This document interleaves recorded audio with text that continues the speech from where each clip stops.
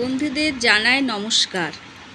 এখন আদ্রা নক্ষত্র চলছে, তাই বিহারে কালচারে খাওয়ার নিয়ম পায়েস, তরকারি, আম এবং ডালপুরি। আমি আপনাদের সঙ্গে ডালপুরি বানিয়ে আজ শেয়ার করছি। আপনারা দেখবেন ভিডিওটা। যদি ভালো লাগে তাহলে অবশ্যই সাবস্ক্রাইব, কমেন্ট করবেন, লাইক করবেন। আটাতে একটু নুন দিয়ে আটাতে নুনটা ভালো করে মিশিয়ে নিলাম। তারপরে এর ভিতরে বেশ 4-5 চামচ দই দিলাম, বাড়িতে পাতা দই, কম টক।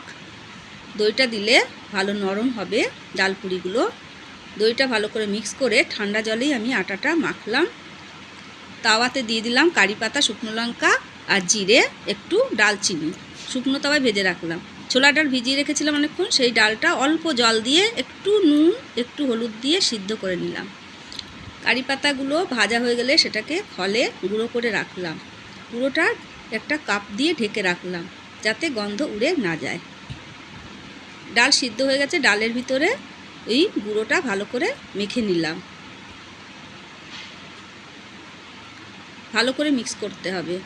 ডালটা যেন বেশি জল না থাকে, শুকনো শুকনো হয়, সেইভাবেই জল আপনাকে দিতে হবে।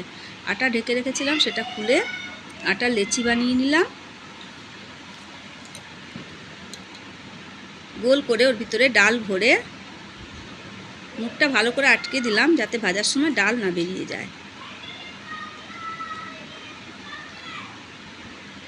লুচি বানিয়ে কড়াইতে গরম তেল হলে লুচিগুলো ওর ভিতরে দিয়ে দিলাম। এপিট ওপিট করে ভালো করে ভাজতে হবে। খুব বেশি পুড়িয়ে লাল করতে হবে না,